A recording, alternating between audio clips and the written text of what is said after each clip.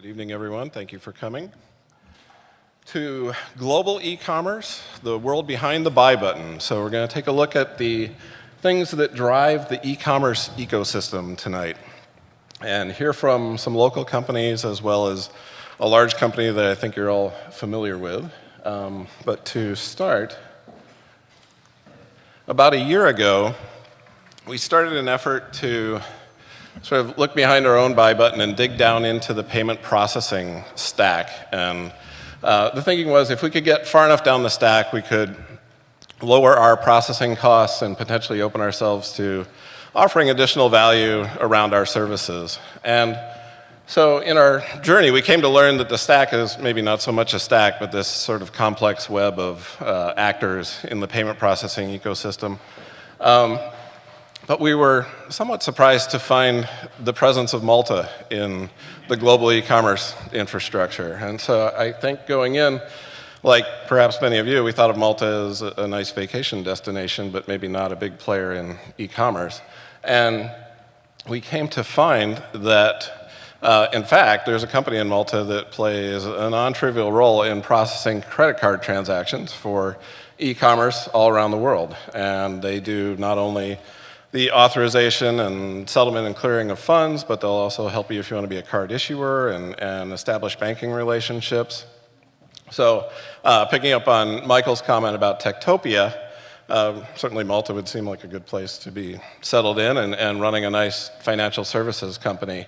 And so this evening, we're fortunate to have with us some of our own local folks who are operating out of what you would consider maybe not a financial technology hub or an e-commerce hub, but are having an impact on global e-commerce. So Christian Smith, who's president and founder at TrackR, Carolyn McCall, who's COO and co-founder at MineMine Kids, Chris Lueck, CEO at FastSpring, and Andrew Schydlowsky, CEO and founder at TrackStreet. If you look at the market for just global retail e-commerce, so just the retail side of things, it's certainly an attractive opportunity. So the growth in the market has been doubling at approximately a 3-year cycle. And what we're seeing is that increasingly people are more comfortable buying cross-border, so buying from businesses that are out of their country, perhaps off their continent. And so that suggests that there's been a level of trust built up in the e-commerce infrastructure to make people confident enough to make those purchases. And so if you're thinking about how you might want to participate in that and you'd like to have a business that does that, bear in mind that there are a lot of considerations to take into account, and I think some of our speakers are going to touch on these this evening. For one, there are hundreds of payment methods around the world, so you'll have a choice about how many of those payment methods do I really want to support and can bring value to my business. 2, over 150 currencies. So do I want to support everybody's currency in their country? Because localizing is an important part of the purchasing process. There is a sea of acronyms describing everything from taxation to compliance to how you would integrate with other participants in the ecosystem. If you're going to offer subscriptions, you have to think about, okay, how am I going to sustain my customer relationships? How am I going to facilitate recurring billing when the subscription cycles? And how am I going to save payment information or to make that as seamless as possible? And then finally, as I said, localization is key. So language, currency, payment methods, all these things build trust in the buyer and give them a level of confidence when they're shopping. And so there are decisions to be made about how much of the world do I want to support in a localized fashion. In addition, there's context. So mobile is obvious, social becoming increasingly obvious, but also devices are emerging. And so being able to meet the buyer where they want to make their purchase is an important consideration. And then finally, if you are selling physical goods, how are you going to handle shipping internationally? I know Carolyn's got quite a bit of experience on this. You want your shipping to be convenient and expedient so that when people purchase, they get their goods in a timely manner, but you also want to be able to support returns in the cases where they get something and they want to return the product. On an international basis, it becomes more complicated to support that in a smooth fashion. We're very fortunate tonight to have with us Melissa O'Malley, who's the Director of Global Initiatives at PayPal. And in her role, Melissa is responsible for creating and executing programs for buyers and sellers around the world in the 200-plus countries where PayPal operates to ensure that they have a safe and convenient buying experience. She has been published in periodicals such as Forbes, Fast Company, among others, and she's also spoken at the U.S. Department of Commerce, the U.S. Small Business Administration, World Bank. So we're fortunate to have her with us here tonight to discuss some relatively new data on customer buying behavior around the globe. So please join me in welcoming Melissa to the stage. So thank you. I'm super excited to be here. As Mike mentioned, some of the stuff I'm going to talk to you tonight is really new. It's so new, it's not public yet. So we actually haven't announced any of this information. We won't do so until the end of July. And I can say that because I'm responsible for putting it out there. So I'm not going to get in trouble for doing this. But I think it's really exciting when I look at a lot of the research that my team drives. Most of the time, my job at PayPal is to look at how do we make it easier for merchants to sell overseas. And a lot of times that looks at what are they coming up with for challenges, domestic and cross-border. So I don't just look at international selling as well. But because of our business model, we serve both consumers and merchants. So we have to look at both sides of the coin. And we can't serve one at the expense of the other.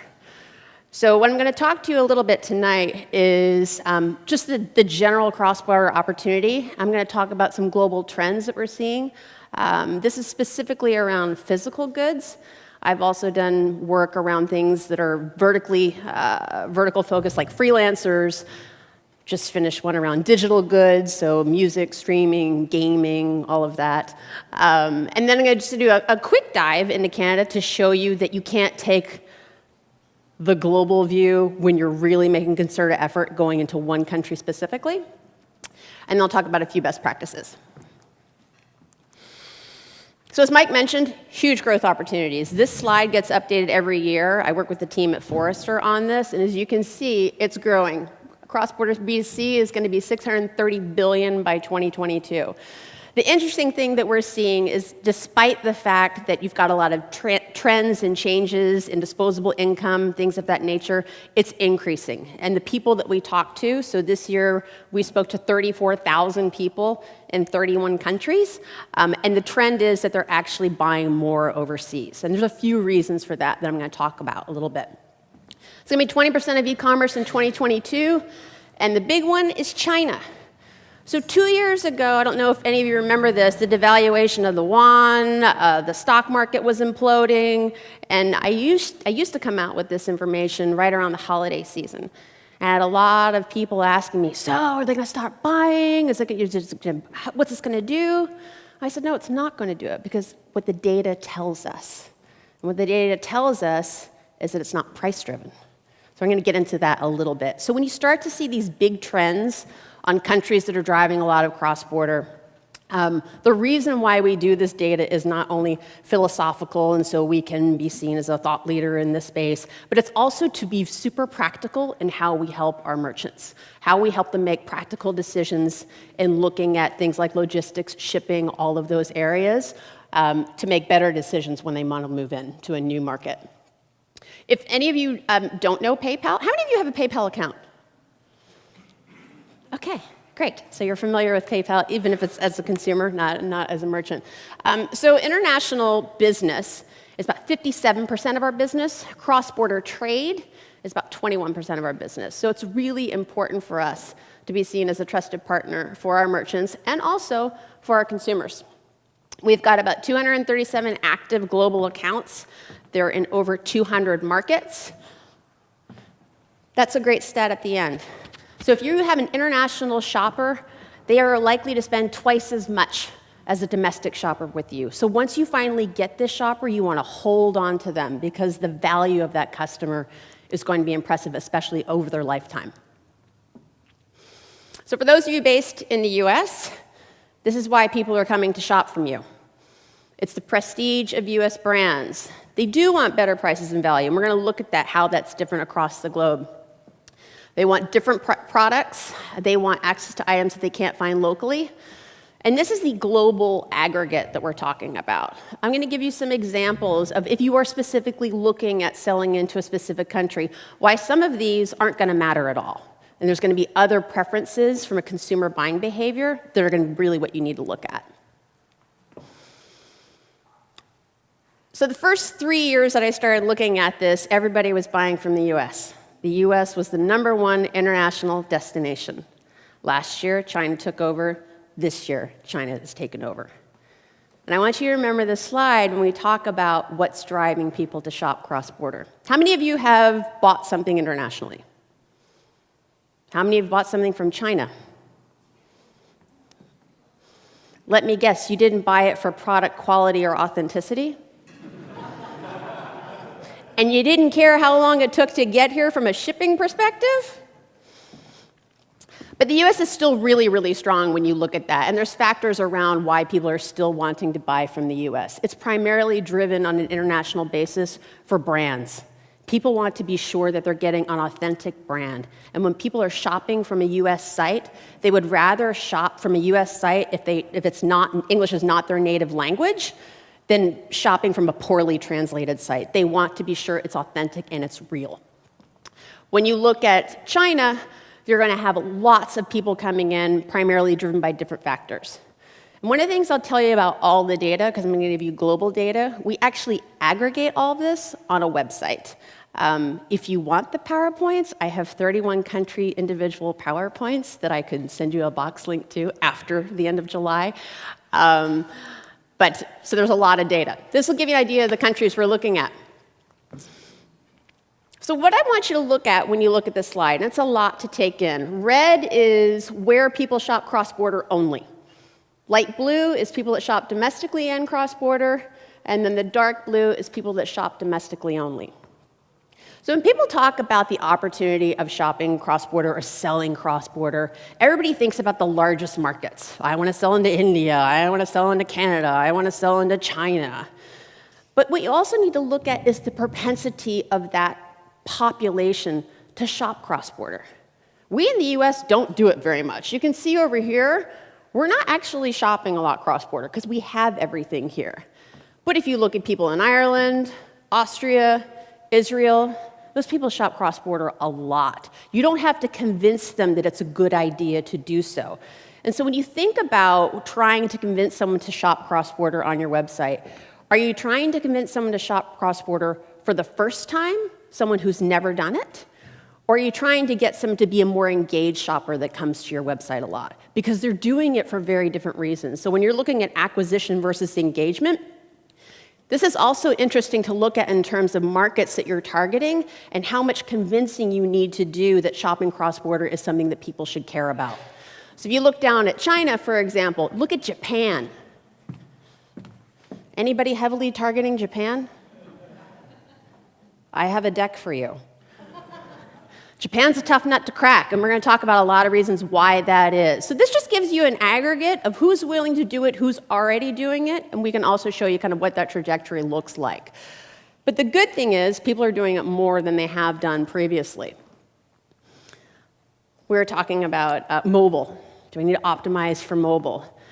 For the most part, people are still shopping for cross-border goods on a computer. That's that dark blue that you see here. Now, you're going to see countries that are very mobile-driven first. You see the UAE, for example, or look at China. Very heavily mobile-driven societies. They do everything on their phone.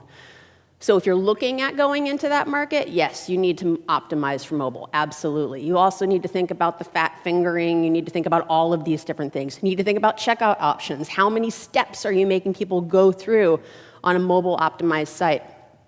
The interesting thing about this is if you look at, people say, well, I do everything on my phone. People really browse on their phone.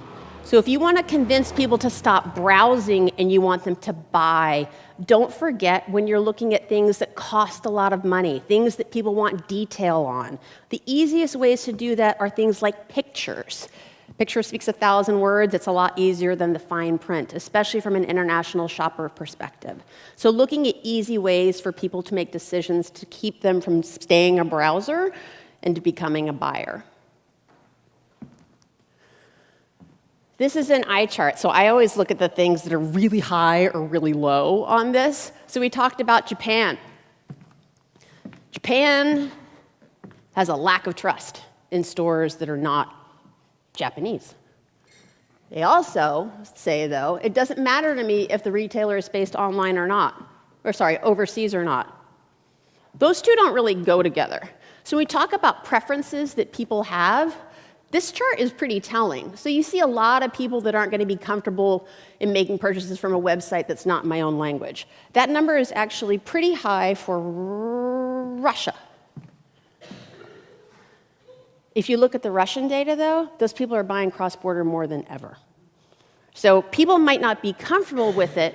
There aren't a lot of websites outside of Russia that are in Russian. But they might not be comfortable with it, but they're still going to do it because they're driven by things that they want to have that they can't get locally. We're going to talk about some of those drivers. You can also look at, do people want a large store? Do they want a large marketplace? Do they want something that they trust?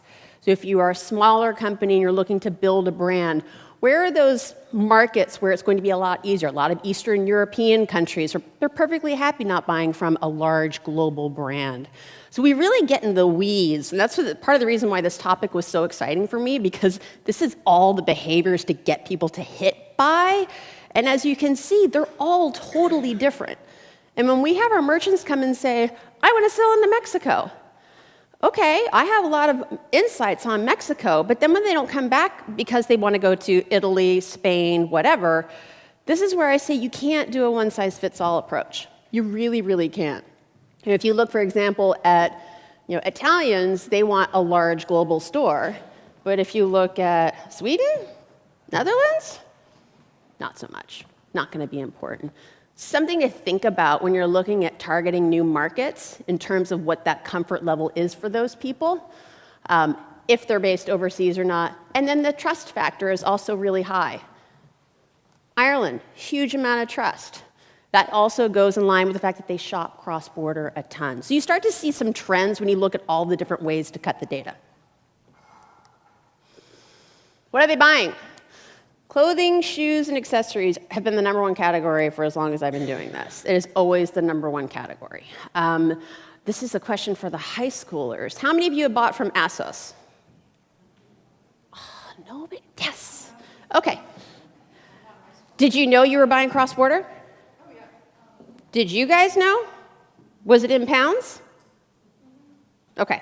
Most people are like, no, it's in English. They ship locally. It's fine. I thought I was buying from America. It's because they do cross-border so well, people don't know that they're actually buying overseas. They also do their returns via Twitter, which was a shocker for me. The way I could get a return label, I had to follow them on Twitter, and that was actually my whole customer experience with them to get a return. I was like, I'm clearly not the demographic for ASOS, but I'm willing to do it because this bikini doesn't fit. Consumer electronics, tablets and mobile, toys and hobbies. Again, this is the global aggregate. What we've done, and I'll show you this in the Canada slide, is we also look at who buys what from which country and why. But when we look at what people want to buy, these are really the top things. And part of this makes a lot of sense. Some of this is really interesting. Cosmetics and beauty products, especially when you think about the regulations that go along with this. Also a problem if you want to sell, for example, into China, where you have to have animal testing. Most people here don't want to do that with their products. It's a selling point for someone buying from there. It's not a selling point for someone selling into there. So now we get into the nitty-gritty. What's gonna make people shop more internationally? Better prices. Why China is #1. It's always the driver year over year. Global aggregate, not for every country. Access to items not available in my own country. I can discover new and interesting products. I get a higher product quality. Shipping is more affordable. So you can start to see when you look at the aggregate of all those countries why some of this will dial up and some of this will dial down. People want to know what would drive more. How can I get people to buy more from me? What do I need to do? Shipping. Shipping is the #1 issue. I can't wait to hear your presentation, by the way. It includes a lot about shipping. I get more questions about shipping, and I work for a payments company. I get more questions about solving shipping. Shipping to Canada, why is the tax on my things to Canada so high? I can't compete when I ship things to Canada. It's the #1 problem for both merchants and consumers. And a lot of it isn't driven by the merchant or the consumer. It's driven by regulatory. It's regulations, it's tax, it's duties, it's customs. We talk about the need for transparency, especially with your policies. You briefly touched on it. When your return policy is 30 days and you're shipping something to Australia and it takes 30 days to get there, that's a non-starter. But most people, when they start to sell internationally, don't think about changing those basic functional things on their website and their terms to keep in mind that it's just physically not possible to do. So that transparency gives people a lot of reasons to shop more. So cheapest total cost. And when I say total cost, it's total landed cost. Don't surprise me with the little tab on that it's going to cost me $50 to get my T-shirt that I bought. I lived in Germany and Switzerland before I moved here for a decade, and I always feared the green tab. Because the green tab was like ransom for whatever it was that I bought from the United States that they didn't tell me about. And it is so frustrating for your customers. It is the fastest way to lose them because they want this, they've paid for it, they've trusted you if you're a new merchant, then they get this and they're like, yeah, by the way, it's going to cost you another $60, which is sometimes more than the item actually cost. So we talk about cheapest cost. It's also about transparency and letting people know that. And I've done some merchant work, and you'd be surprised about half of the merchants that I've worked with will say, we don't want to put the total cost because I'm afraid it's going to scare a customer away. Well, you know what? Once they hit buy and they have that experience, they're never coming back anyway, so it really doesn't matter. If you're into one-time customers, go you. Most people aren't willing to do that. Shipping, free shipping, secure way to pay, especially if you are a new merchant, you're trying to sell into another country, and then can't find items that are locally. What prevents consumers from buying cross-border? And again, this is different for people who buy cross-border or people who have never bought cross-border. When I first started doing this, we didn't ask those questions differently. And what we found, specifically in China, for example, is when we asked people, why don't you shop cross-border, they said it was for, they were worried about counterfeits. I thought, well, that's really a domestic problem, not an international problem. So the next year, I started asking it 2 ways. Have you shopped cross-border in the last 12 months? If so, did you abandon it? Or have you never shopped cross-border? What's keeping you? And then we started to get the real answers. So I think part of this behind the buy stuff is asking the why, and sometimes scratch the surface and do more why, because you're going to find the actual answers that you need instead of just the aggregate. Delivery time not fast enough. I think on a lot of marketplaces that you see, people are like, I found this great thing, it's super cheap, and then they realize it's 4 to 6 weeks to delivery when they go to the checkout part, and you're like, where is this coming from? Concern I might not receive the item, customs fees, duties, and taxes. What you'll notice here, though, it's not about the item's going to be awful, I'm not going to like it, I'm not going to be able to return it. It's the returns at the end. But when you think about selling internationally, these are probably not what you're thinking about at the top of your mind. But this is the top of the mind of your customers or potential customers. Currency and language. Everybody wants everything in their own currency and their own language, and it's super expensive to do. So people want to buy in their own currency or their local currency. People check currency conversion rates. I do.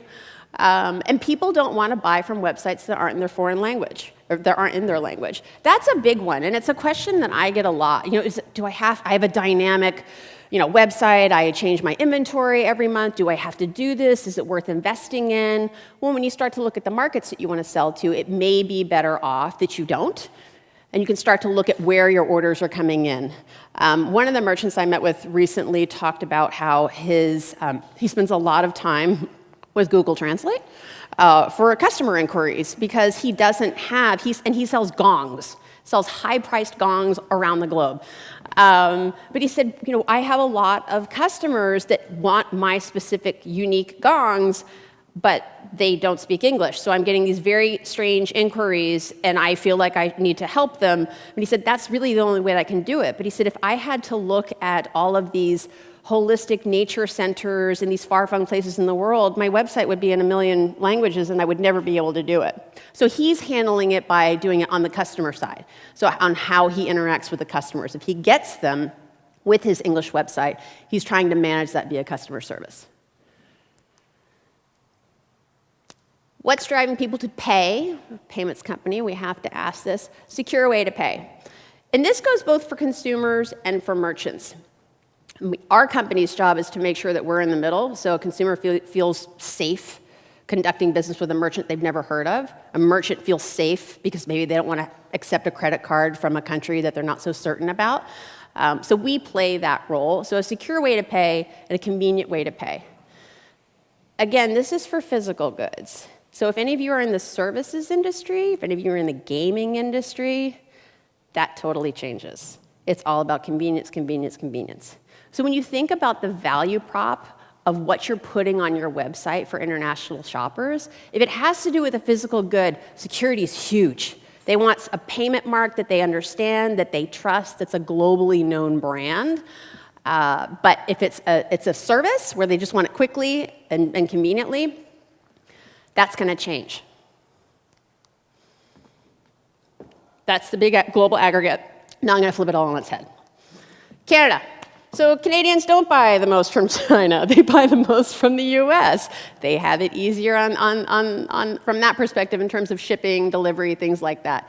However, the de minimis in China, so that's how much people have to pay when they buy something internationally, is $20. It's $800 for us. So that's a huge barrier. Especially for merchants that want to sell into China. They're like, the customs and duties are killing me. But it's a huge market, and it's a market where people know that, so the consumers are based in Canada. They know they're going to have to pay that high duty and tax. And it's only if you're shipping it. It's lower. I think it's $400 if you bring it over the border yourself. But look at that just in terms of overall. If I gave you all these insights and said, everybody's buying from China and everybody wants cheap prices, it'd be wrong. So when you think about your strategy to go off into a new market, think about it. We do this for every market in this study, and this is one of my favorite slides, because it starts to show you people buy things from different places for different reasons. So they want better prices, they're going to go to China. They're not going to come to the US, more likely, less likely, but they're going to the UK and they're going to go to the US because they want items that they can't find. So this is where it starts to get really interesting. And we do this both domestically and for cross-border. So we look at also what are they buying domestically and what are they not buying. So if you're a merchant and you say, I don't know why my jewelry and my watches, I feel like I have to be so price competitive to sell into Canada. Actually, you don't. It's more about the shipping logistics, that type of thing. So this is, I think, pretty interesting because we think of consumers as having a mindset of, I want something, I'm going to go online, I'm going to do my research, and I'm going to buy it. But it's not as simple as that. It's where they're buying it from and the amount of trust that they have in buying it from those places. So that's just to show you, don't take the global aggregate. If you're really serious about going into a market, we can help you with that. Few best practices. You guys are probably, for the most part, really aware of these. International delivery and return policies, clear and easy. Put it on the front page. We ship to Canada. We ship to Mexico. We ship to wherever. I spoke with a gentleman a couple weeks ago who sells refurbished computers. And he has a huge market in Mexico. Mexico taxes those computers as brand new. He said, people are coming to me in the United States because they trust that it's going to be a genuine article. They know they're buying a refurbished computer, but how do I handle this? Because they're taxing it as much as they would if it was a new computer. So he's very upfront about that on his website. Just be aware, these are refurbished computers. The tax on it is going to be really high. And that way he doesn't get everybody through the whole shopping cart process for them to be hit with this huge tax. Let them know if they're going to have to pay additional fees and taxes. Look at your internal data. So look to see where are you starting to see people coming from. I had a really good merchant friend of mine who sells used luxury handbags. So her average selling price is $1,500. She has a retail store in LA, but she also has an online store. And there was a blogger from Brazil that came in and bought a handbag, and they were super excited, and they went online. They're like, oh my God, Fashion File is like the most amazing store, and I got this handbag for 75% off. Well, she has such a huge following that it completely crashed this gal's website. So her brother is her CTO, and he said, I have no idea. He said, our whole website is down. So she's like, well, okay. And it was all from Brazil. She's like, we don't sell to Brazil. They figured out, because they looked at the hashtags, who had started this whole maelstrom of people trying to buy from them. And she didn't want to sell to Brazil. If any of you have ever had to deal with customs in Brazil, someone's buying a $1,500 bag, and you're like, but I sent it. So she ended up solving, she had two options. One, she had a huge opportunity with a new market, very excited. She had a backing of one of the most influential bloggers in the fashion space. But she didn't want to have a huge issue on her hand where she's got proof that she's shipping things and customs is holding it hostage. So she used a freight forwarding service. And that's how she handled that situation. She's like, I'm not a logistics expert. But there are ways to get around this when you start to look at who your customers are and if they are coming in from markets where you have concerns. You can work with a Borderlinks, a Borderfree, any type of company like that to help you. Drive demand by optimizing for mobile. That includes checkout, super fast checkout methods. Ship to the billing address if you want to ensure seller protection. And then the last one, free return shipping. This is not a sales pitch. This is actually a gift to you all. Has anybody heard of returns on us from PayPal? Okay. So you probably haven't heard about this because we don't actually make merchants do anything about this. So when I look at all this research and all this data that I do, and people think, wow, well, what do you do with all this? And you help merchants. We actually develop products as well. So one of the products that we came up with was to solve shipping. It's expensive. People don't like it. People want free return shipping. I'm not in the shipping business. My company is in the shipping business. But what we do is we can reimburse a consumer. So in over 50 markets, if anybody in any of these 50 markets is shopping on your site, they buy something, they pay with PayPal, and they want to return it. We will refund that cost of the shipping, return shipping, 11 times a year, up to $30 per purchase. So, and you guys don't have to do anything. It's only if they check out with PayPal.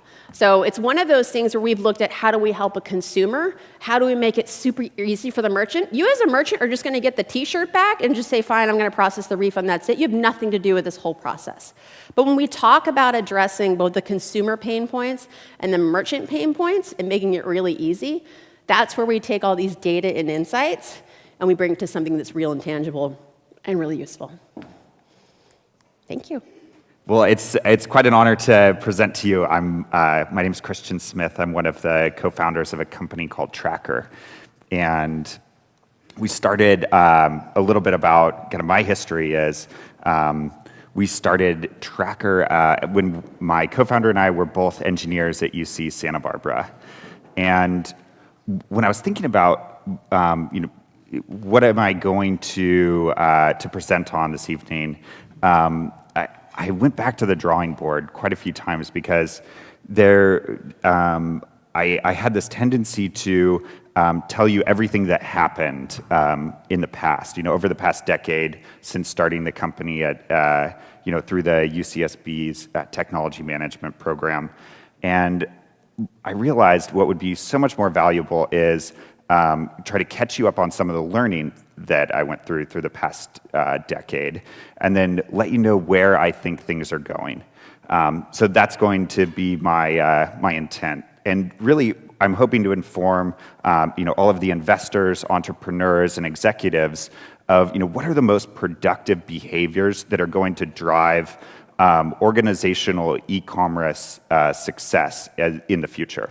So I love this Wayne Gretzky quote, skate where the puck is going, not where it's been. And when I think about this, I really, I think e-commerce is moving so quickly that organizationally and just personally, there has to be a framework that we have, these mental models that we form that failure is okay and that we're going to be adaptable in the future. as things continue to evolve. So constantly there will be change, there will be surprises, things will fail, and just acclimating to that, early on has been something that I've learned I have to do to stay sane. I wanted to present this thought that I have on something called hypothesis machines. And this is in the world of global commerce, the companies that are the most successful are the companies that are learning the fastest, like PayPal. I mean, that amount of data that was shown just could have informed our global go-to-market strategy, like that, but we didn't have that information. So that amount of that learning and that data is allowing PayPal to outmaneuver other competitors.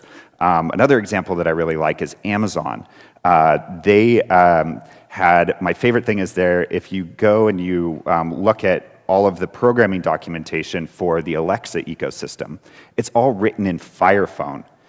They wouldn't have been able to deploy this global, ecosystem and the Amazon Dot system if they didn't first fail with the Amazon Firephone. So I think that it's so integral to see all of these different organizations that are hypothesis machines. They have the systems, the people, and the cultural frameworks in order to quickly deploy these rapid tests, gather data, and quickly implement feedback. I think that it's really important to implement these organizationally because it allows us to de-risk larger investments. We scaled up TrackR relatively rapidly, and being a consumer electronics company, there was such a capital intensive part of buying pieces and then selling it, for a single multiple of what we were purchasing our cost of goods for. So having and validating these hypotheses allowed us to learn with small bets what we should make big bets on. The mentality of creating hypothesis machines is one that'll solve any organizational problem, not just e-commerce. It'll help build better employee systems. I think this will help build better communities. It'll help make informed decisions a meme, like a behavior that gets propagated throughout society. When I think about why this is important, it provides a repeatable process for problem solving that doesn't require specific knowledge or skill. Right? Anyone can create a hypothesis. And what happens if the meme of creating hypotheses dies? Right? That to me is a very scary thing. If we don't have a culture that is scientifically testing things and interrogating the world around us in a logical way, then it becomes difficult for businesses to succeed, and culturally, I think it will be challenging. So, given that set of data that I've seen, what I encouraged our organization to create hypotheses is really start with a big question, right? And then continue in to doing research, learning about, whatever that subject matter is, and then create the if-then statement around whatever is being solved for. So for us, our first hypothesis was around people losing things, right? If people are going to use smartphones more, then they will not be able to, they will not have as much spatial memory, and they will lose their keys more often. This is something that 10 years ago we guessed. We were able to refine and tweak that, but it proved relatively true. And we tested this through rigorous experimentation, right? Tons of ad sets and different product iterations. We've done 6 Indiegogo campaigns. Two of them have failed. So most people, don't know about that part. But we've been, tried to test as much as we possibly can. So when we started the company TrackR, my co-founder and I had this idea that as humans used their phones more and more, that they would just have less bandwidth to remember where they put their keys because they were being absorbed with all of this, Instagram news feed, more images, and that's something that really proved true. So how we did this, we tested this was through the technology management program. We ended up winning the business plan competition, and then launched our first product, sold 1,000 units on Amazon that worked with BlackBerry at the time when the Curve had 70% of the market share. So it was a very, very different time, but we learned so much from those early tests and those early consumers that really informed how we continued to iterate the product. We ended up going from shipping that first batch of 1,000 units to just this year shipping over 10 million units worldwide. So we've seen this massive growth curve in this market of people looking, wanting a tracker for things. We see that, this has now just become almost a right for products, right? We just like we have warranties, we see that tracking is now becoming something that's built into, all things. And that's, where the future, I think, is headed. So a few of the behaviors that we saw that were the most productive were building the audience and then getting as much feedback and data from that audience as possible, right? And then once there was some set of audience built, really focusing on the conversion rate metrics and the unit economics of the business. That allowed us to create scalable vehicles and understand all of the dials and knobs, from showing a person, a Facebook ad for the first time to them actually converting in the future. And we saw that another big piece was how do we scale up awareness? How do we create more awareness around each of our consumers?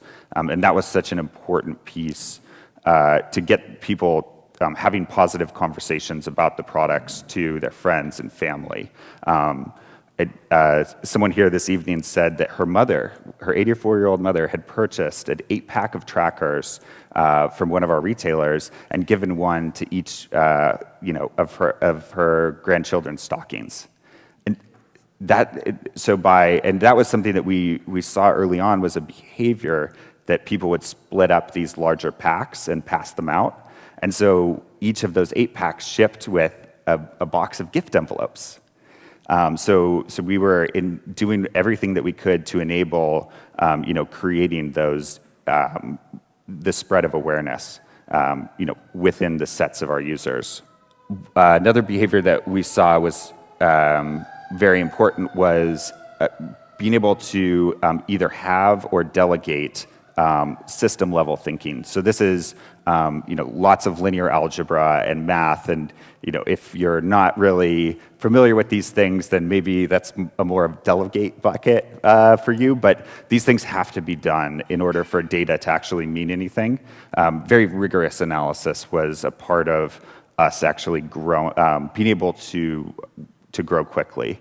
As the dude says, strikes and gutters, ups and downs.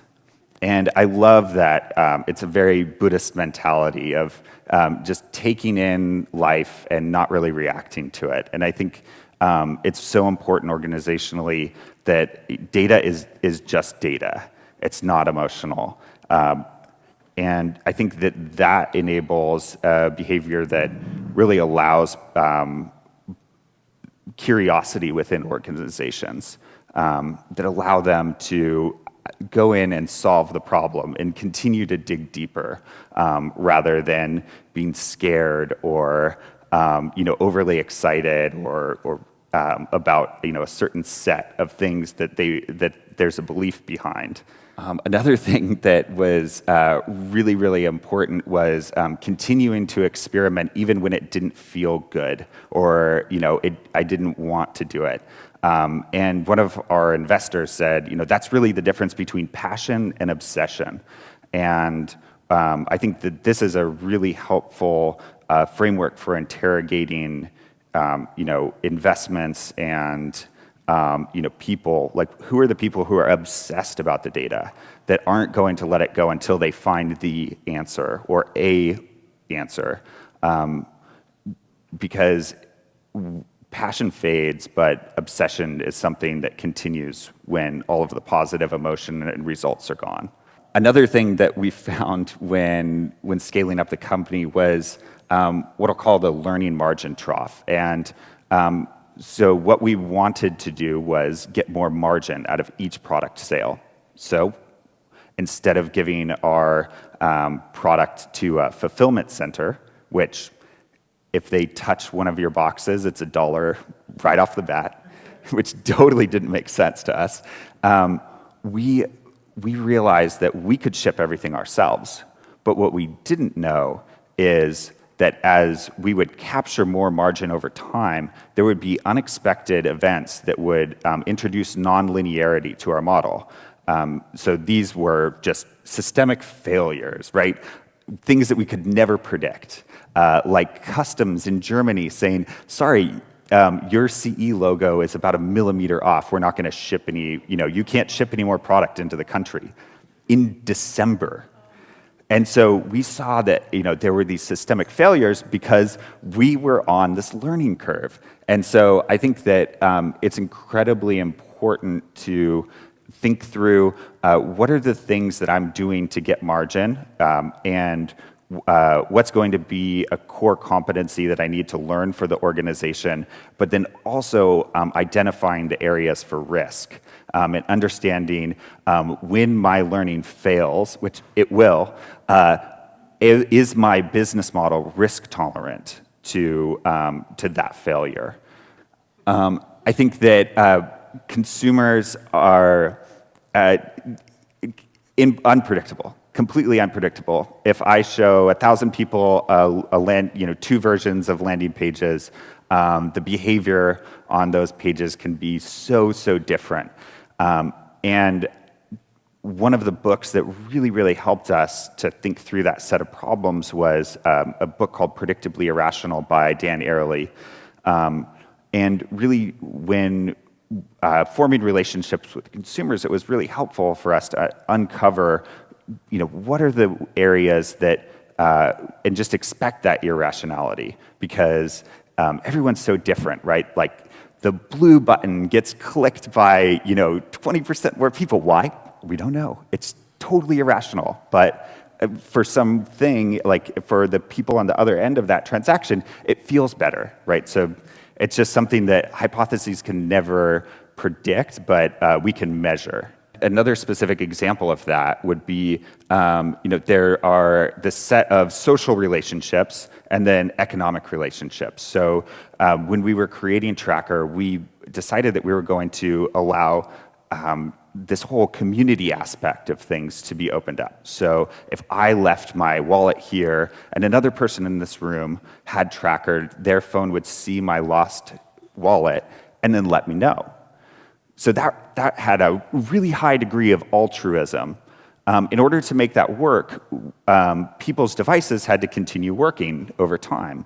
And so there was this moment where we tested charging for batteries and introducing an economic relationship. So going from this point where they've already purchased the device and now they're in an altruism state, and then trying to bring them back into an economic relationship, and that just created a ton of confusion. So I think that that's another framework that's been really helpful to think through when, as the relationship with the consumer evolves over time, to be aware of that dynamic. So I'd love your feedback.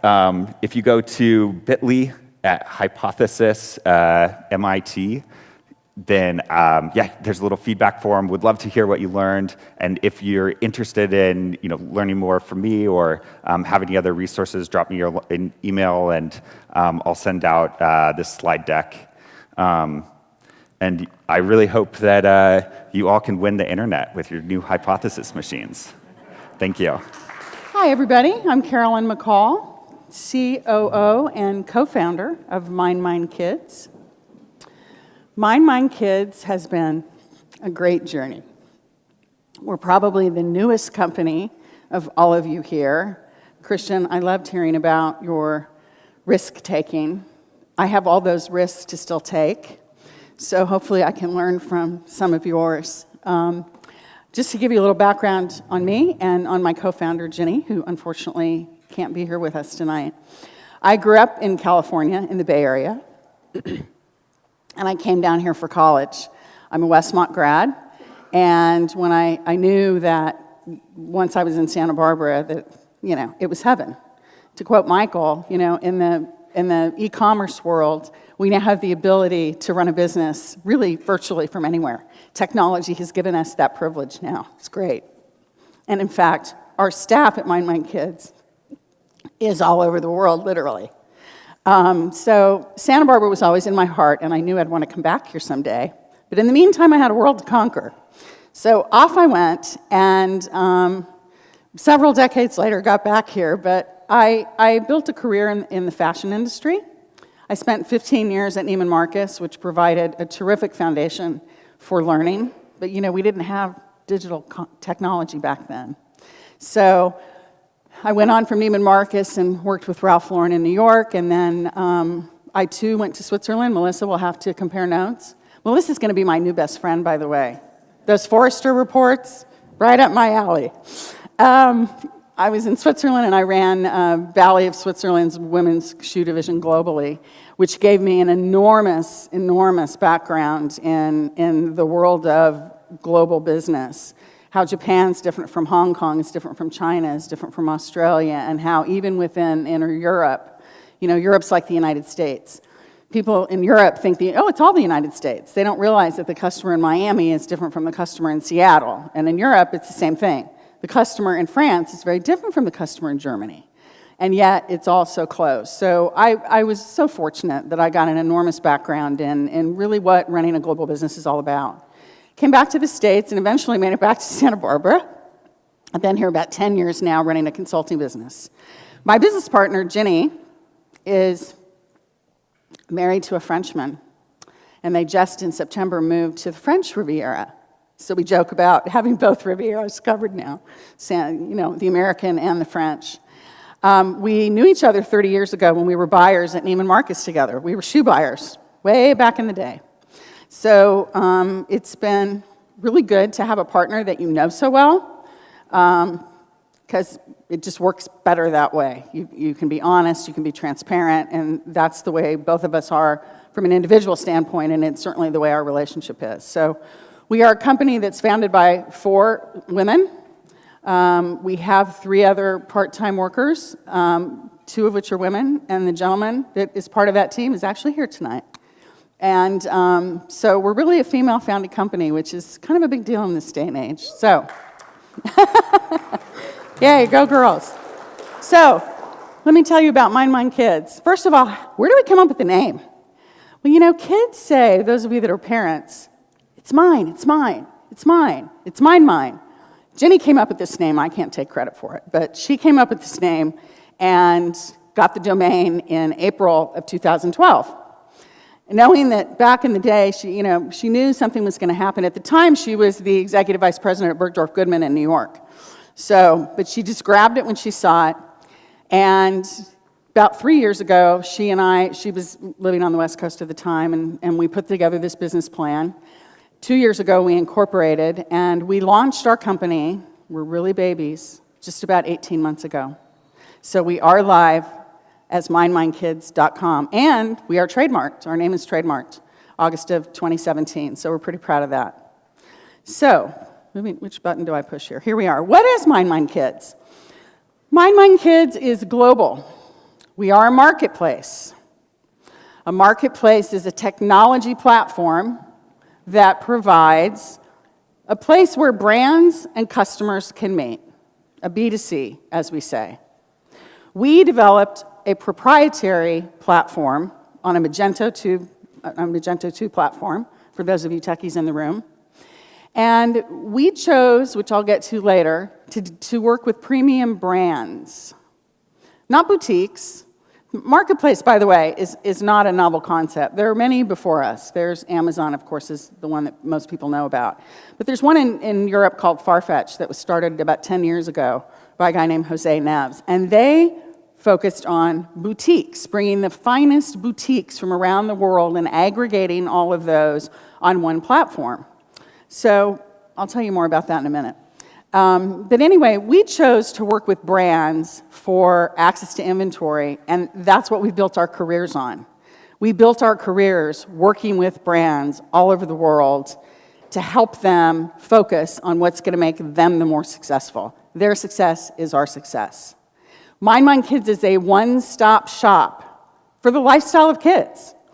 If a woman wakes up one morning and says, "Oh my God, I'm pregnant, what do I do now?" First thing she does is go to her computer and Google it, right? Doesn't everybody use Google in this day and age? She goes to Google, and she could literally find out, caveat, we don't sell diapers and we don't sell formula. We're in the fashion business. So we sell everything from clothing, bibs, swaddle blankets, things that new moms need, all the way up through teens in the clothing and apparel world. Shoes, accessories, home decor, home furnishings, and toys and books and etc. So we're really the fashion world. Also skincare.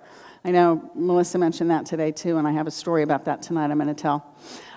So the lady could really virtually wake up and say, "What do I do now?" And she could pick furniture from all over the world, from Belgium or France or the United States, and furnish her nursery. She could put pictures on the walls. She could have mobiles hanging from the crib. She could buy a crib, a beautiful handmade crib from us. She could buy the 6-in-1 Bentley trike.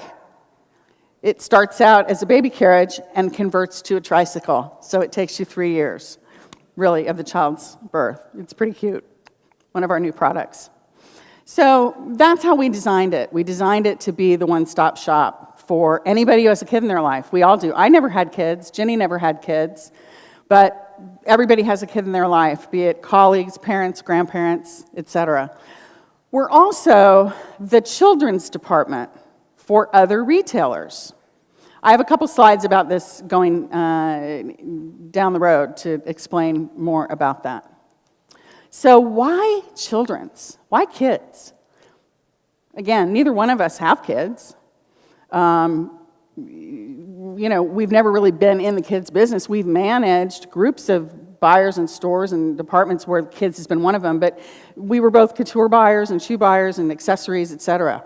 Because we're business people, and we know that there is an enormous opportunity. It's a $300 billion industry, projected to be at the end of 2018, by the way. That's worldwide.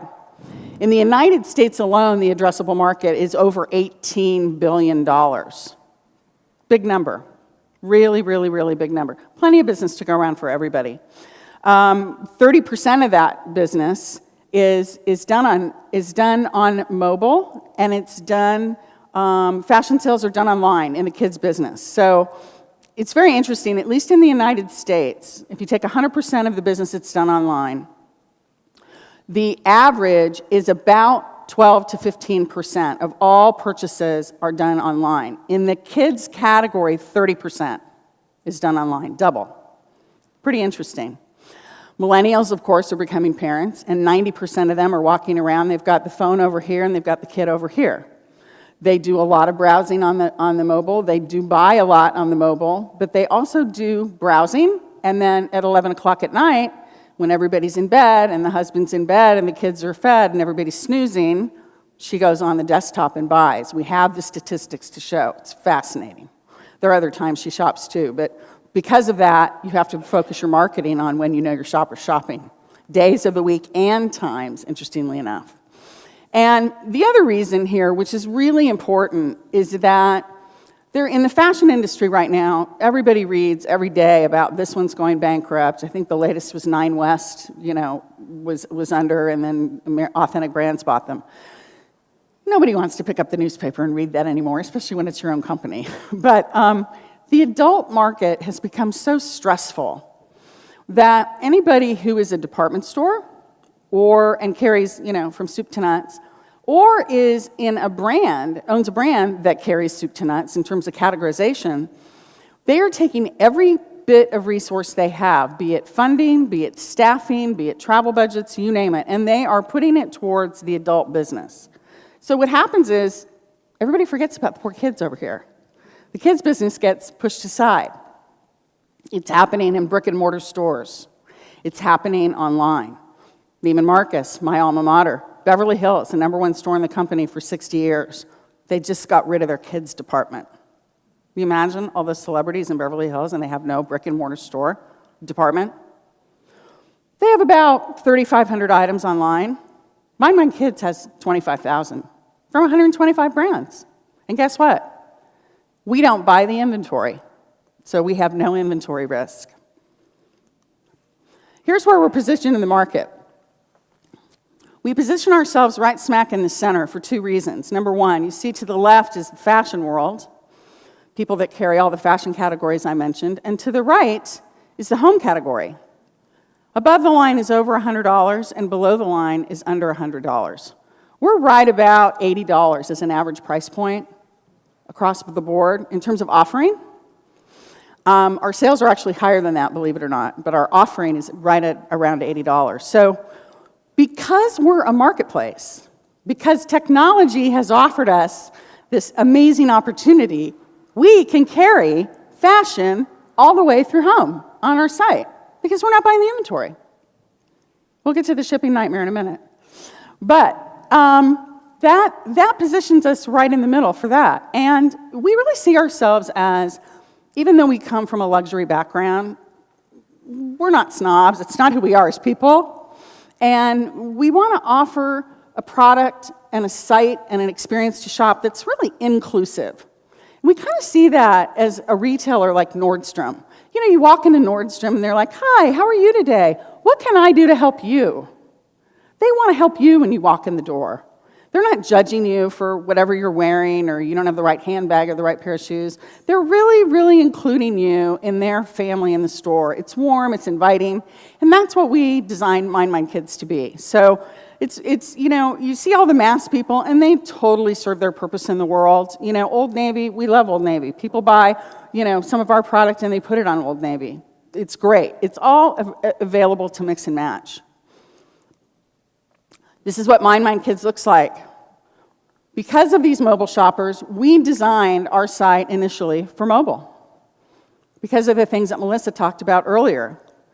When you're looking at a small device, it becomes that much more critical for cross-border shopping when you've got language barriers and cultural barriers to be able to understand what you're looking at and be able to get the detail that you want to look at. So we designed it for mobile, and knock wood, we have a pretty good mobile site. And then we built it out for the desktop and then the tablet. Who uses tablets anymore? I haven't seen one of those in a while. Anyway, we designed it with kids at heart. We hired an artist to design the department store feel, as you can see, but obviously with adults in mind, so that it's practical, it works, it's easy to shop, and it's fun. Here's how it works. Customer goes on MineMineKids.com. He or she has the opportunity to see about 25,000 items right now. It changes momentarily. We have about 125 brands from all over the world. About 65% of those brands are from Europe. And what we're doing is bringing products to these customers that they've never seen and many times never heard of. And we're bringing those products to, mostly right now, the American consumer who's thrilled to have a new opportunity to see these products. So he or she goes on, picks this, boom, goes in one shopping cart. You know, customer experience is super important. So she has one shopping cart that could literally have 10 different items from 10 different countries in it. Very, very good, very important for a customer experience to make it easy. So then, MineMine Kid processes the payment through PayPal and other payment processor we have for credit cards. And the brand gets an email automatically. Brands, if it's a multiple items in the cart. On the email, it says, Mrs. Jones wants to order this blah, blah, blah. Confirm you have the inventory. The next link says, click here and your shipping label comes out. Shipping label comes out. The brand packages the item with some co-branding packaging you see we have here. We have a card that says, "Congrats, your kids are about to get a whole lot cuter, don't be too jealous." The brand puts that in their package with ours, so it's a co-branding situation. And off the package goes to the consumer. And hopefully when she gets it, she's really happy. The other way that MineMine Kids works is we have our company, we built our company on partnerships. And about a year ago, actually at the beginning, we launched with Garmentory, which I'll get to in the next slide. And then a year ago, we launched with Orchard Mile. We are the children's department for other retail sites. We are supplying the children's category, fashion category, for other sites. It's a really interesting revenue channel for us. Next slide, to me. I'm talking to myself here. Okay, here's an example. Garmentory.com is on the left. OrchardMile.com is on the right. As you can see up here, in the search bar in Orchard Mile, there's the Kids tab. That's us. Orchard Mile is also a marketplace. It's a marketplace for women's products, women's fashion products, and skincare. And we're friends with the people who founded the company, and we got to talking one day and said, "Your customers are having kids. Your customers buy for kids. Wouldn't it be easier for them to just kind of stay in your shopping cart and add a kids this and a kids that?" When they obviously agreed. So they built out their site to accommodate the kids category, which kids has a really different sizing. For those of you that have kids or have bought for kids, it can be overwhelming the way sizing's done. So they built it out for us, and then other brands that they have. Since Ralph Lauren has followed us in suit. That's kind of a nice thing to say, isn't it? And it's really they've been a great partner for us. Garmentory, this is a fashion girl. This is based in New York. She's a fashion girl. She's a mom in many cases. Many times she's a career girl whose friends and family are having kids, and she buys gifts, et cetera, et cetera, et cetera. The Garmentory gal, Garmentory is based in Seattle. It's another interesting marketplace that actually has been around since 2014. They have, as you can see, about nearly 100,000 website daily views. And they're more of an indie customer, more of sort of a boho, more casual, et cetera. And they have boutiques mostly on their site, also a marketplace. But we have powered a lot of their kids' products on their sites too. Again, they've become great partners of ours. This is a slide that just talks about the relationship really between all of us, the customer, the brands, and us.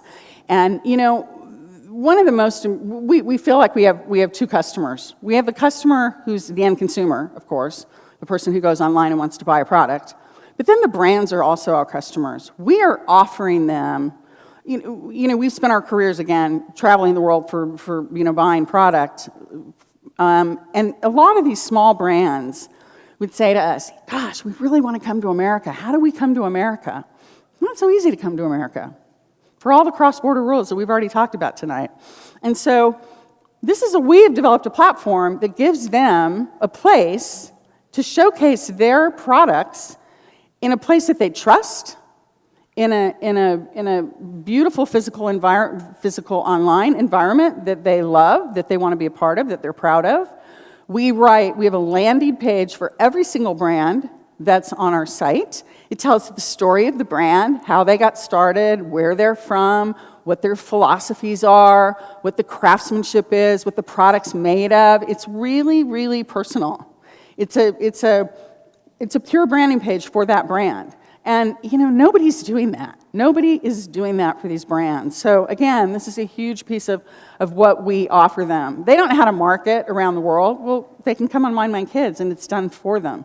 Not only through MineMineKids.com, but through OrchardMile.com, through Garmentory.com, et cetera. So it's also eventually, we've got big ideas here. So, again, keep us on your radar. Speaking of partnerships, Orchard Mile actually is doing a pop-up in Martha's Vineyard. For those of you that may have heard of Martha's Vineyard, it's an island in the Atlantic. It's a beautiful place. And one of the founders of Orchard Mile actually has a childhood home there, and she just had a baby. So she's been spending a lot of time there recently. We were fortunate enough to be asked to be their kids department. So it's a beautiful spot in Edgartown, for those of you that know the island, and it just opened on Friday. So we have a little kids' corner there that every day we're bombarding them with more product. And you know what's so cool? Again, remember, we don't buy inventory. We didn't buy this inventory either. We partner with our brands to be a part of this. So because of that, they sent in this product for us to sell. We're pretty proud of that. We also work with a company called Replica, which is a great software tool that powers the influencer community. The mommy community is super, super, super tight. And they really rely on their friends and family to help them understand what they need for their kids. This is a tool where the influencers can go on and really make in essence, a Pinterest board, send it out to their followers, and they get paid on every sale that happens. Again, another great partnership we have. Our little banker boy here has come up with a list of cross-border challenges for us. And here they are. Time zone variance with all of our brands all over the world and customers.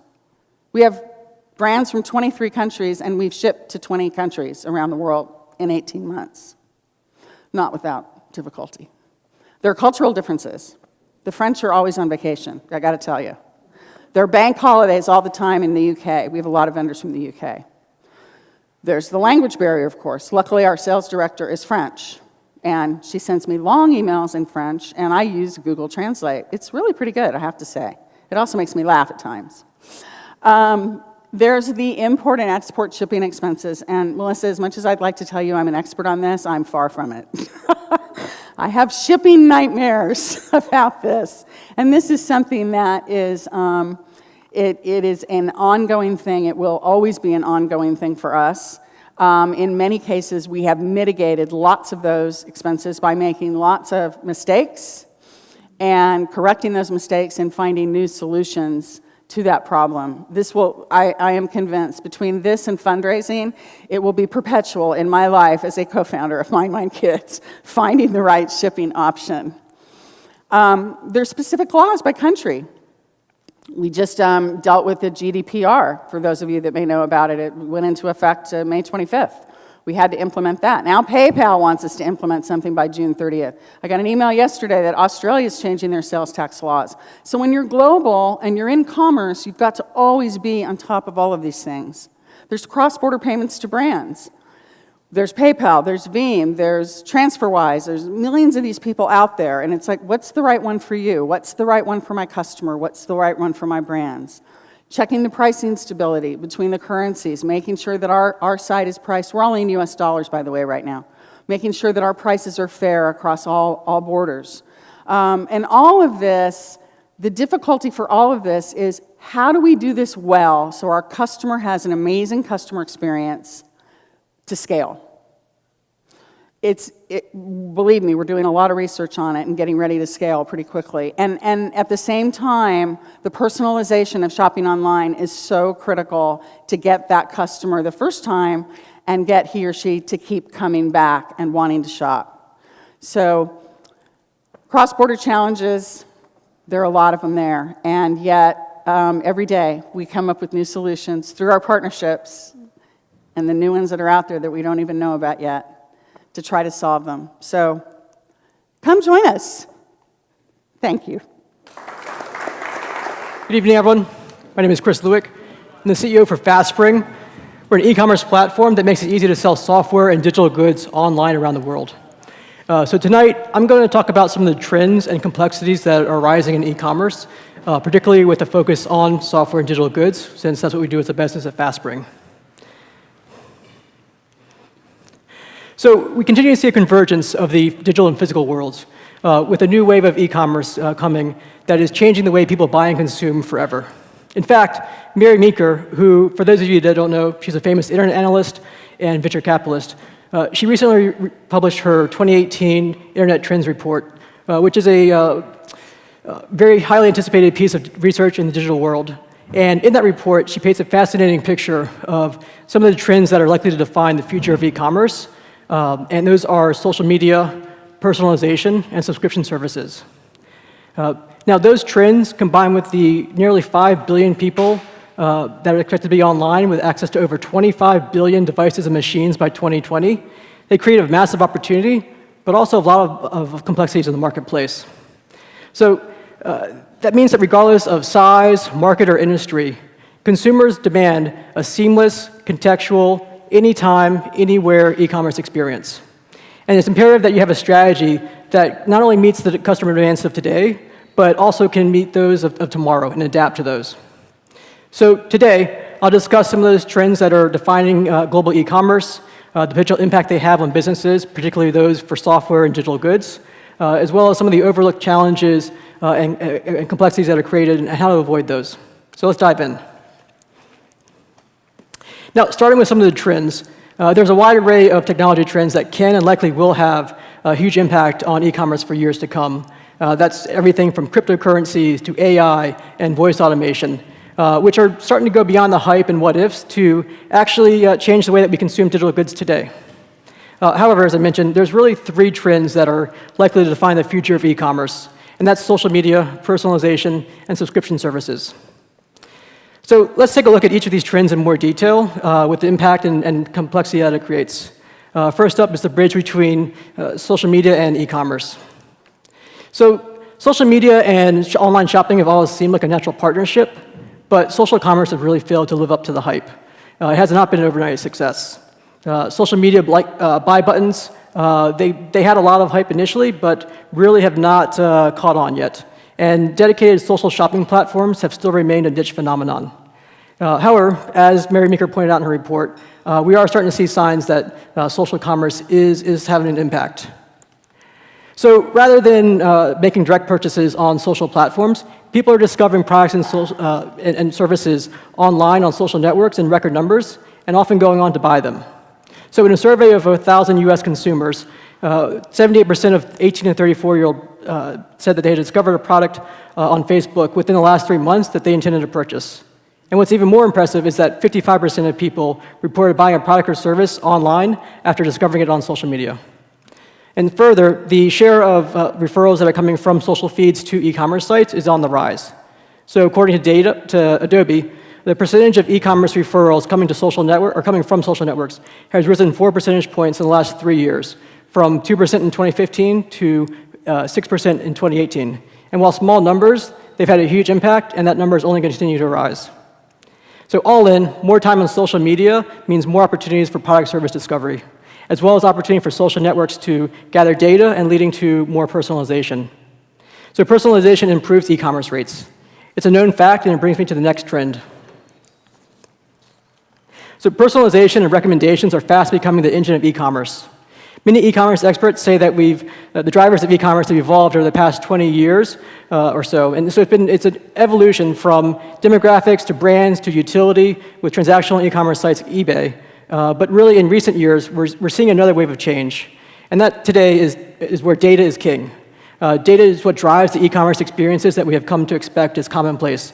And really, it's personalized e-commerce, offering curated product service discovery with an array of devices with 24/7 recommendations.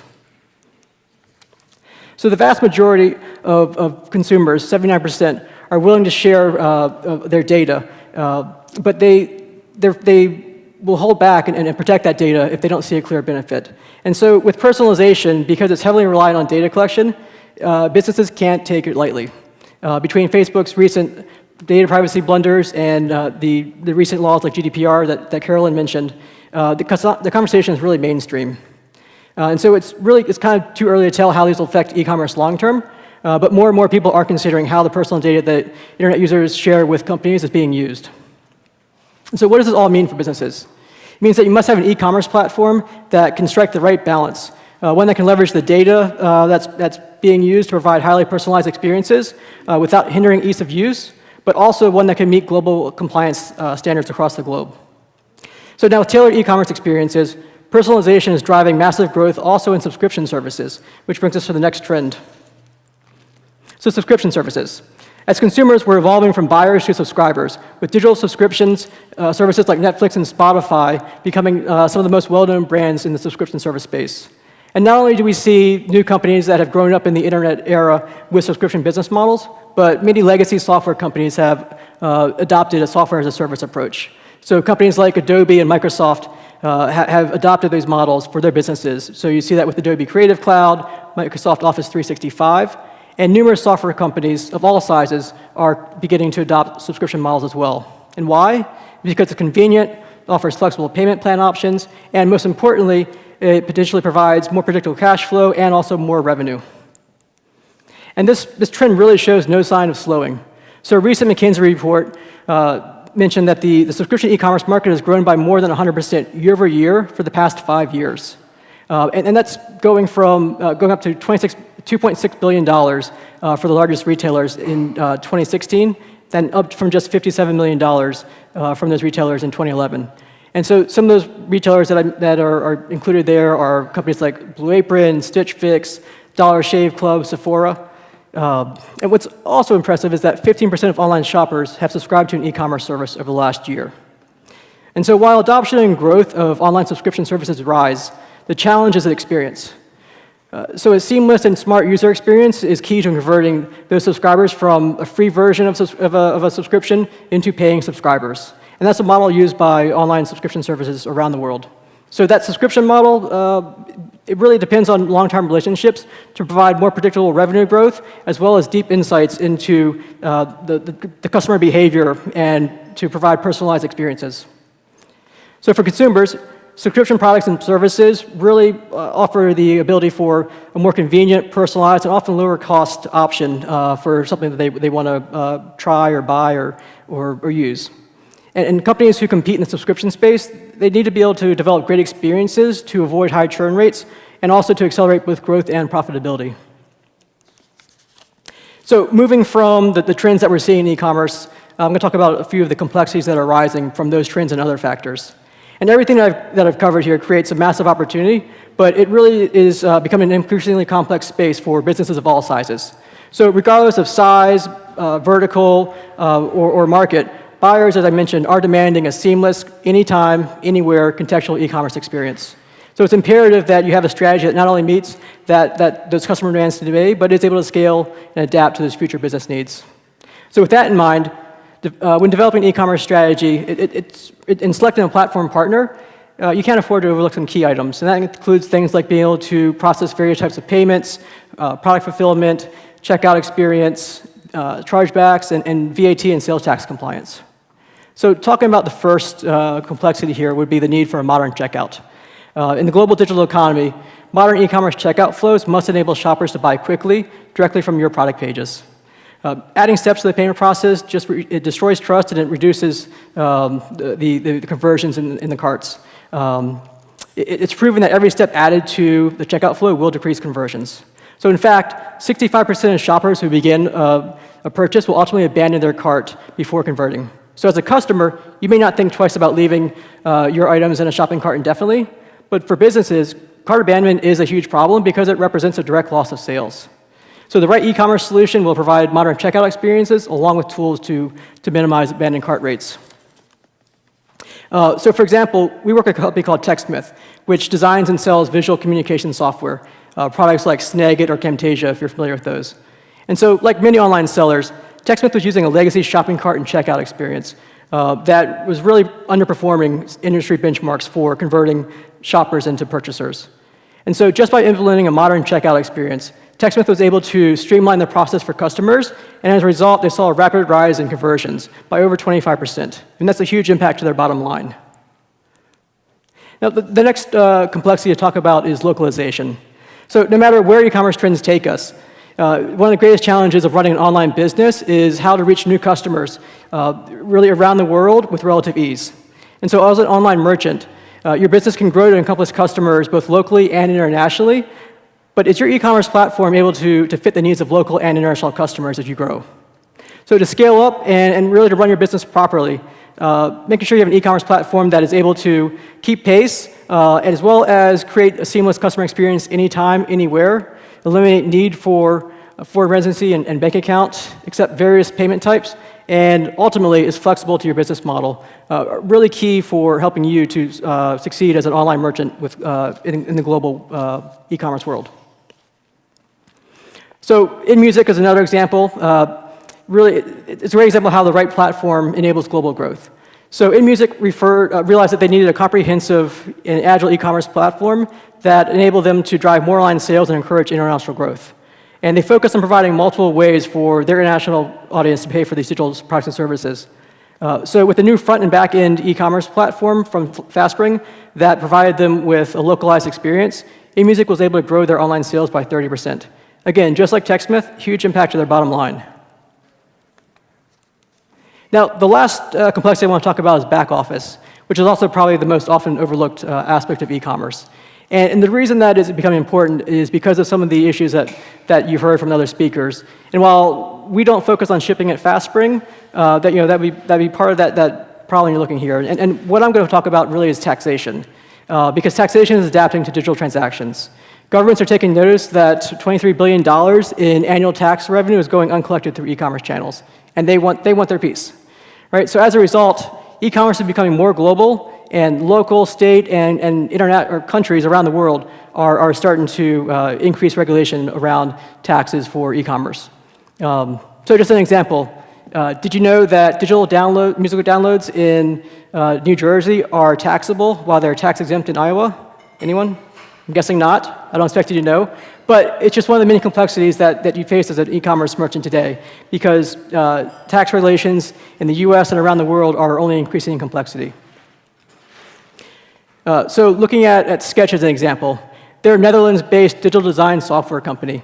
And if you're an international company like Sketch, you need to be fluent in dozens of different tax codes around the world to be legally compliant, if you're going to try to do it yourself.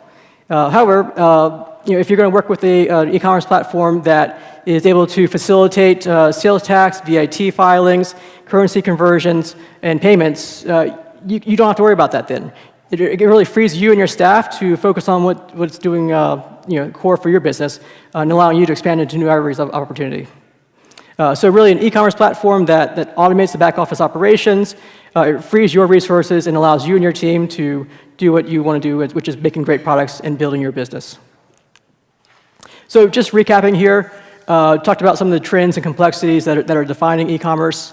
And those trends, again, are social media, personalization, and subscription services. And these complexities that are arising that need to be thought about are the need for a modern checkout, for localization, and ultimately for back office automation. And really, that's why we built FastSpring. With so much going on in e-commerce, having a partner like FastSpring that can focus on the commoditized and contextual challenges of e-commerce allows you to focus on growing your online business. So since 2005, we have been leading the industry in building a scalable, agile, and flexible e-commerce platform that empowers businesses around the world to monetize digital goods and services. So today, we power global subscriptions for in-app, mobile, and online experiences. And our innovative platform, it allows businesses to really power their e-commerce channels for really around the world. So we have thousands of customers that are using FastSpring in over 100 countries. And with the tools and technology that we provide with them, they've been able to consistently see year-over-year growth through FastSpring. So if you have any questions, please see myself or Mike, and we'd be happy to chat more. And thank you for your time. So my name is Andrew Schydlowsky, and I am founder and CEO of TrackStreet. So I'm going to try to pull back a little bit in our conversation. So we've had these really great conversations here tonight, and we've got the mechanism for how you collect money for product sales. We've got a brand who makes products and puts it into the distribution system and has their own sales. Also, other people sells products for them as well. We have a marketplace and an e-tailer. We've got the platform for how you actually can transact with the consumers. What we do is we work with brands, and we help them understand what all this means. So this is really complicated, and it changes all the time. So your stuff is always somewhere different, at a different price, at a different time, and people are saying different things about it. And all of these people, whether it's the platform or the marketplace or the products is shifting all the time. It's sands when they're shifting. So I want to kind of tie it all together a little bit. I didn't want to do that. All right.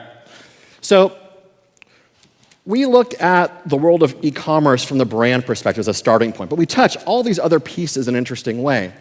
So when a company that makes a product ships it out of their warehouse and it leaves their door, it kind of goes off into this void. It shows up all sorts of unexpected places. And the reality is people know a lot about what happens in stores with products, but the internet, because it changes so fast, is really confusing to people. It's really hard to know what's going on. Even if you were sitting there all day with a team of people in a room Googling things, you can't keep up. And so it's kind of like this dark room.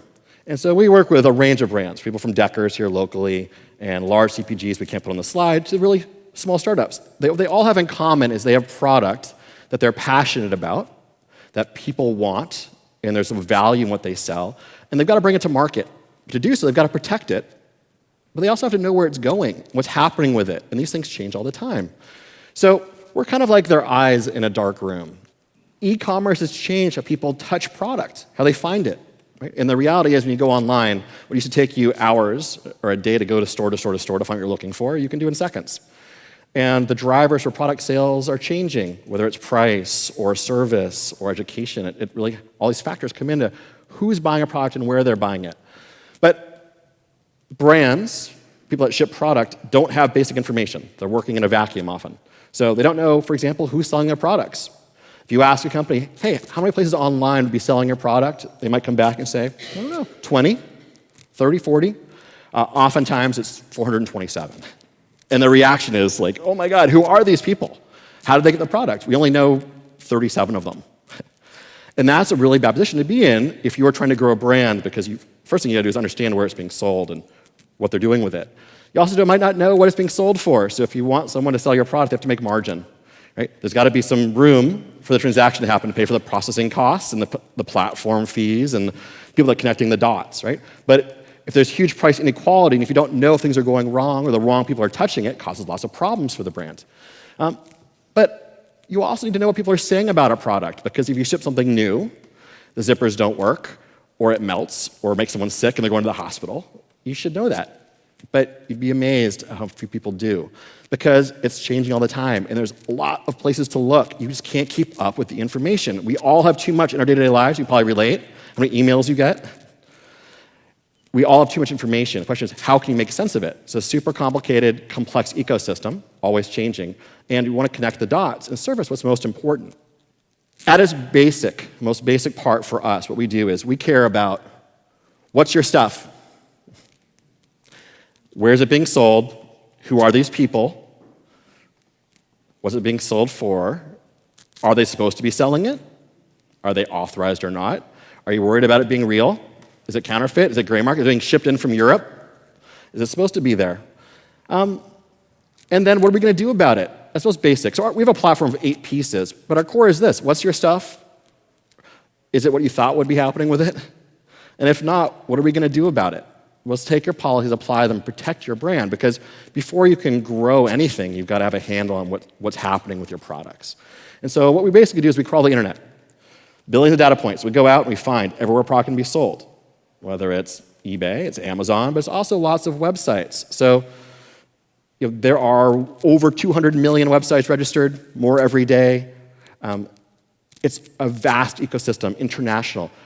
We want to tell you where your brand is, what's going on with your products, and then we make all this information visible, actionable, and what we find, based on your rules, we automate the next step of things. If someone's being bad, we'll let them know for you.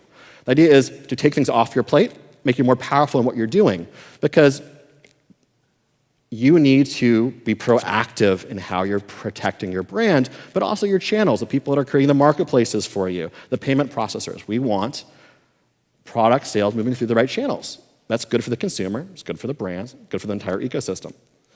We all know about Amazon, right? It's huge, large, it's transformed retail. But it's really a conversation about evolution to marketplace. So brands have never been further away from their customers. Oftentimes when people buy on Amazon, for example, or a marketplace, you don't even know who you're buying from. you are kind of placing trust in this third-party entity. You may or may not quite realize that, but there's inherent risk in that. Brands are far from the consumers, but oftentimes so are the merchants. They're kind of isolated from this transaction. And so, half of e-commerce sales globally, more or less, right now are happening in marketplaces. Next 5 years, it's projected to be 66%. But it's an ecosystem. The question is, how can a merchant, can a brand, connect more deeply with their consumer when the question of what a brand is changing? What's the value you're buying? What's in a name? Can people invest in R&D to create better product? Right? These are all things brands are now thinking about. How do they exist? How do they connect with the consumer? And the platforms are a big part of this. How can they enable these connections? So let's talk a little bit about how products get where they go. Right? And so it used to be really simple. You were a manufacturer or you're a distributor, which means you bought products from the manufacturer, sold to other people. Or you were a retailer, maybe an internet site.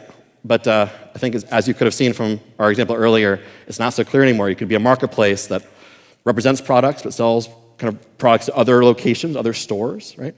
You kind of private label for people, but it's not so clear anymore. So you've got retail stores which have physical locations, and there's big and small, right? It's places we walk into. It's where a lot of us go to learn about product. It still happens, right? Super valuable channel. But if you don't ensure these places have the opportunity to make margin by having products on their shelves, they're not going to keep your product anymore. So really important that you know what's going on the internet, where people can take seconds to find that product and maybe buy it for, let's hope not, but half the price.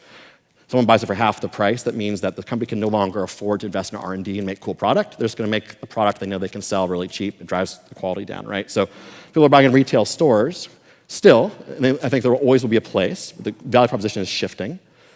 E-commerce, so there's the direct websites, the .coms, and these are the places where PayPal really active, right? They're a super important payment method. They're the marketplaces, and especially online retailers. Marketplaces, there's eBay, there's Amazon. Amazon is themselves a seller, but also they enable people like you to decide you want to sell things. The question is, where are you getting those things? Are you ordering it from China? Is it real? Well, maybe not. You should think about that. There are ramifications to that. There are also stores that sell on Amazon. There are websites that have multiple sales accounts on every e-commerce marketplace, and maybe I might have 14 websites as well, under different names. It's really complicated. A movement towards marketplaces, but as you move towards marketplaces, there's a separation between the brand and the consumer.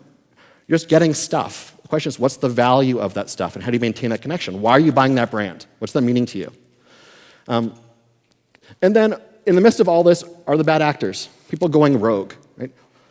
So this is counterfeit product. Anybody here ever gone on Alibaba? Couple, yeah. So really easy to find all sorts of things. Most of it's not real. Amazon has tremendous problems right now because the third-party marketplace is full of people selling things that may or may not be real. And certainly the question of authorizations, should they be selling it? Who are they? Oftentimes they hide. Creates a huge problem for the consumer. Does your product come with a warranty? Well, it might not. I don't know if you've realized that, but when you're buying from someone you don't know, you might not be getting real product. It might be real, but it might not come with a warranty or the things that you want if there's an issue with your product later. Gray market products are when people ship products in from other locations geographically. They're not authorized, for example, if you buy for something in Europe, you can't sell it to the US. The labels might be different. The formulation might be different. Often will not come with a warranty. There might be various reasons why you wouldn't want it. But it's also unauthorized sellers who got a hold of product that shouldn't have had it, right? This is all happening in the background. It's really cloudy and murky. Rogue retailers, if I buy products through my store and I backdoor sell it to my friend who then sells it somewhere else, causes a lot of challenges. Things leave the warehouse and show up unexpected places. You need to know about it. Right? So this ecosystem is vast. You just don't know what's going on. And there's internet trolls. So there's a question of product reviews, for example. Are they real? Right? So you can't necessarily trust everything you read on the internet, right? It's really easy to post something anonymously. And so there's this challenge of understanding, are competitors attacking each other's products online? Are they using a platform and the review capabilities as a tool, as a weapon? Or is it legitimate? The challenge with this chaotic market is that it becomes really hard in the end for the consumer to know they're getting high quality product. Like, how are they connected with where they're buying it? Can they call someone? Will someone stand behind the product? How do they de-risk this process? And this evolution towards detachment is really challenging. Again, the question of a brand value being really important. And so the first step in all this is understanding, all right, here's my stuff. What's happening with it? Getting all the information, but then being able to act on it automatically, putting rules in place, automating enforcement activities, signaling to you when there's a trend happening. If there's things happening you haven't been able to see yet, having an ability to have a blinking light, because you need to be able to focus on the brand itself, the consumer experience, the partner experience, people that are helping you build the relationships that you need to survive, and not just be one of 15 of the same product, right? What's the advantage there? Why is someone going to choose your product? We don't want price to be the lever, right? So, within all of this, again, super chaotic market. And the root of all of this is being able to have some controls in place to create parity within marketplaces and retailers. So you sell on value, on experience, the ease of checkout, how quickly you can get a product, right? Do you have a return policy? That maybe return costs are covered, which is really cool. And I know that some of our brands we work with have no idea this is available. It'll be really interesting for them. But there's so much data. There is this trend towards people understanding that they need to have a handle on what's happening to their stuff and have a mechanism to protect it as their foundation. It becomes the basis of everything. If you're building a house, you have to be making sure you build it on solid ground. If you build it on sand, things fall. And so really understanding that the market, everybody can access information and pricing changes dynamically really through the day. Markets have become global. Product does not come from next door anymore. Things are shipped cross-border when they should or shouldn't be.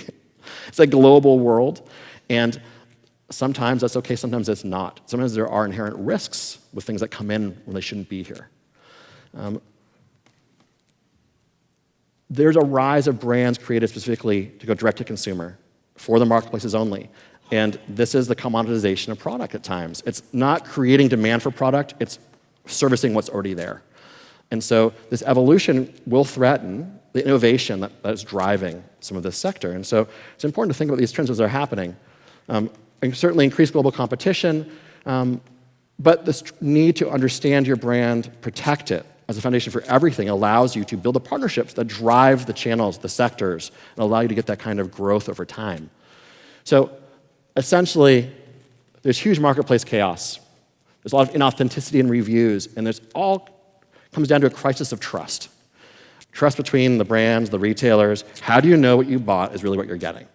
And it's really important to think about as consumers, because this is going to drive e-commerce going forward. It's knowing when you give your credit card, it's safe. You're not going to get signed on to all sorts of other things, and you're not going to have this lead to a domino effect of losing control of your own personal identity and brand, right? Knowing what you're getting. And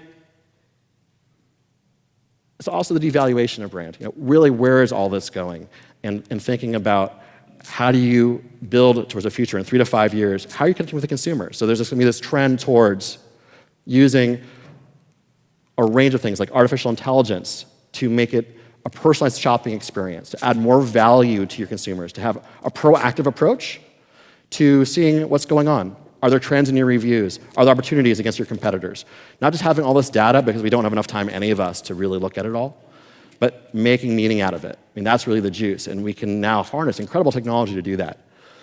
Automation, core to our platform is getting this information and acting on it for you. What are your rules? What are you trying to accomplish? While you're sleeping, we do things for you. So we will take action, whether it's notifying bad actors, it's highlighting what's going right and wrong, understanding who's using the right images, who's using the wrong images, where the description is not matching the product. Imagine if you have 500 websites and you have 10,000 products. How do you know if the descriptions match the images, if it's the right product or not? I mean, that's a nightmare for the consumer, for the retailer, the e-tailer. How do you know all these things are happening? You've got to use AI and automation. Certainly changes in how people trace product through distribution channels using blockchain, how you make payments, assuring the security of your product, authenticity of your product. These are all things that are rapidly advancing how we buy and use product. innovation certainly related to that, and like supply chain. How does a product get to the end consumer? So what we focus on for our brands is what we call the unfair competitive advantage. So our core is what's your stuff and where is it going? What are we going to do about it when we find what's going on? And then how do we clean it up? We think about pain pills and vitamins. The pain pill is, oh my God, my head's exploding because I did not know that I had 427 people selling my products and they're all doing it wrong. They have the wrong images, the wrong content, and oh my God, where do I start, right? So take this, we'll make it better. While you're sleeping, things improve overnight, and they do. It's pretty radical. But then the vitamins are, how do you grow, right? Once you have a handle on things, let's give you the pieces that allow you to move more quickly through a channel, right? Be purposeful, have your strategy, but execute on it, right? We all know execution's everything, but you can be so much more powerful in it if it's intentional, and you can take those items over time, you have the growth. It's all built on that solid foundation.